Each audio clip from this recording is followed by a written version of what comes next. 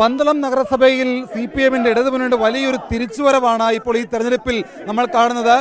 കേരളത്തിൽ BJP ഭരിച്ചിരുന്ന രണ്ടാമത്തെ ഒരു നഗരസഭയാണ് പന്തളം. ആ പന്തളത്താണ് ഇപ്പോൾ ഇടതുമുന്നണി ശക്തമായിട്ടുള്ള ഒരു തിരിച്ചുവരവ് നടത്തിയിരിക്കുന്നത്. ഇടതുമുന്നണിയുടെ ഒരു തിരിച്ചുവരവ് എങ്ങനെയാണ് അത് സാധ്യമായത്? ഞങ്ങളുടെ കൂട്ടായ പ്രവർത്തനം കൊണ്ടാണ് ഞങ്ങൾ വിജയിക്കാൻ കാണുന്നത്. ഒറ്റക്കെട്ടായി LDF പ്രവർത്തിച്ചതിന്റെ ഭാഗമായിട്ടാണ് ഞങ്ങൾ ഈ നഗരസഭ പിടിച്ചെടുത്തത്. അതിന്റെ ഭാഗമായിട്ട് ഞങ്ങൾ ആത്മവിശ്വാസവും ഞങ്ങളുടെ ഓരോ സഹാക്കളുടെയും പ്രവർത്തനം, അവരെ കഠിന അധ്വാനം, അവരെ ഓരോ ദിവസത്തെ പ്രവർത്തനമാണ് ഞങ്ങളുടെ വിജയത്തിന്റെ പ്രധാന പങ്ക്, കാതലായ പങ്ക്.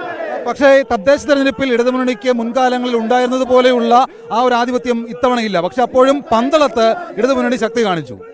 ഞങ്ങൾക്ക് പന്തളത്തെ പ്രവർത്തകരുടെ ഇതിനു മുമ്പുള്ളതിനേക്കാൾ കഴിഞ്ഞ 5 വർഷം BJP NDA ഭരണസമിതി നടത്തിയ കാര്യസ്ഥിതി, അവർ നടത്തിയ അഴിമതി, അതിന്റെ ഭാഗമായി ഇവിടുത്തെ ജനങ്ങൾ ഒറ്റക്കെട്ടായി LDF-നെ ജയിപ്പിക്കണമെന്നുള്ള ഭാഗമായിട്ടാണ് ജയിച്ചത്. പന്തളത്ത് പവർഫുൾ ആയപ്പോൾ പത്തനംതിട്ടയിലുള്ള മറ്റ് 3 നഗരസഭയിൽ പിന്നോട്ട് പോവുകയാണ് ചെയ്തത്. അപ്പൊ അതൊരു തിരിച്ചടിയല്ലേ?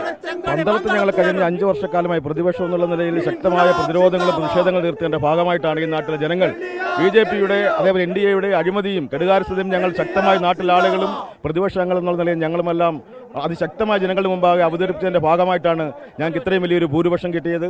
അതുമാത്രമല്ല, കഴിഞ്ഞ തവണ ഉണ്ടായതിനേക്കാൾ മികച്ച ഒരു വിജയം പന്തളത്ത് ഉണ്ടാക്കുവാനും കഴിഞ്ഞത് അതുകൊണ്ട് തന്നെയാണ്. അപ്പോൾ എന്തായാലും അങ്ങനെ പന്തളത്ത് ഒരു തിരിച്ചുവരവ് സാധ്യമായതിൻ്റെ വലിയ ആഹ്ലാദത്തിലാണ് ഇടതുമുന്നണി പ്രവർത്തകർ. മറ്റിടങ്ങളിൽ തിരിച്ചടി ഉണ്ടായപ്പോഴും പന്തളത്ത് ജയിക്കാൻ കഴിഞ്ഞതിൻ്റെ ഒരു സന്തോഷവും ആഹ്ലാദവുമാണ് പ്രവർത്തകർ പങ്കുവെക്കുന്നത്.